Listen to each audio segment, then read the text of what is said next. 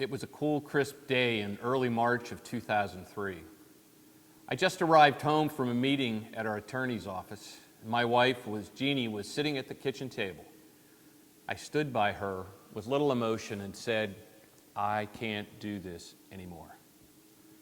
I owned a remodeling business since 1990, and the last couple of years were a struggle. During those years, Jeannie was aware of the difficulties, but I always promised her I would pull us out of this mess. As a matter of fact, I promised her many times that things would get better. Finally, I couldn't make that promise anymore. We had to close the business and file for bankruptcy. Career-wise, that was the worst day of my life. I let my wife and my family down and was completely broken. She asked if we were going to lose our home of 20 years, and I assured her that that wouldn't happen. Yet another broken promise. Not only did we lose our home, but 2 cars as well. For the next 7 years, I was lost. I had no hope and felt so alone. During those 7 years, I had little motivation and isolated myself from anyone outside the family. I couldn't sleep, went job to job. One of those 7 years, I watched Jeannie go to work in the morning and come home at the end of the day while I lay on the couch watching reruns on the tube. I was in a dark place and didn't know how to get free of it. For 7 years, I went to therapists and counselors and psychiatrists hoping that they would give me the magic pill or statement that would turn my life around.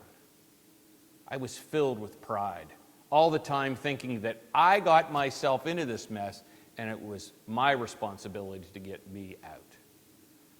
Based on my story so far, how do you think that was working? A huge saving grace is that Jeannie and my family stood beside me always, hoping that I would turn my life around. They never stopped loving me, and I never stopped loving them. By God's grace, we started attending Christian Life Assembly in 2005, thanks to an invitation of one of Jeannie's friends. We fell in love with the church and got connected to some amazing people. In 2006, Jeannie gave her life to the Lord. I saw a change in her, connecting with our new Christian friends, spending quiet time in prayer and in study.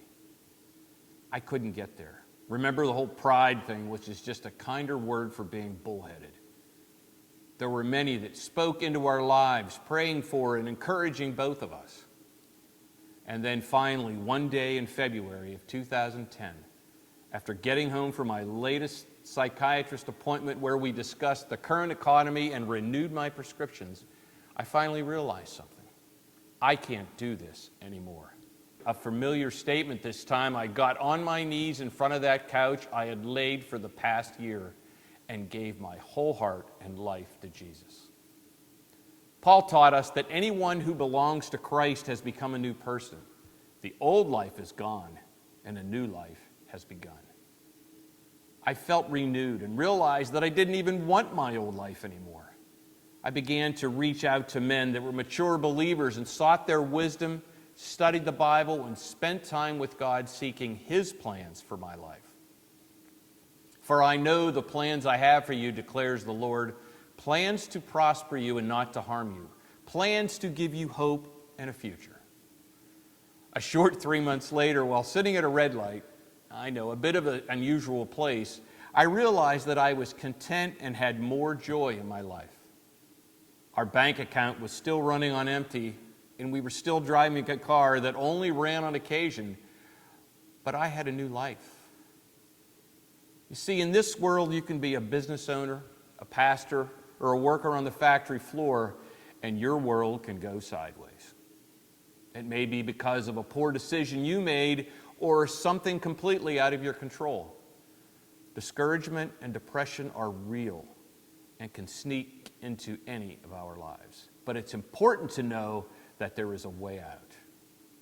Jesus tells us, "Come to me, all of you who are weary and carry heavy burdens, and I will give you rest. Take my yoke upon you. Let me teach you, because I am humble and gentle at heart, and you will find rest for your souls. For my yoke is easy to bear, and the burden I give you is light." It's been over 20 years since I walked into the kitchen and told Jeannie the devastating news. Some may say that hard work turned my life around. Well, that's just not true. While it was not easy, without giving it completely to Jesus, it would have never happened. Remember, I tried it for 7 years on my own. I had the gift and a front row seat watching God's miraculous works change our lives. We don't know the plan He has for us, but we are sure enjoying the ride. There are still the occasional ups and downs, but as followers of Christ, we know that there is no limit to His plan. For I know that I can do everything through Christ who gives me strength. I stand by His word and believe it with my whole heart. Jesus is no longer just a part of my life, but He is the center of my life, and my world revolves around Him. I encourage any of you that may feel lost, alone, lacking hope, to reach out, because believe me, I understand that it's easier to isolate yourself in a safe and even dark place. But God has a plan and a purpose for your life, and I promise you that by His grace and mercy, through His Son Jesus, you can be renewed and again be filled with hope and with joy.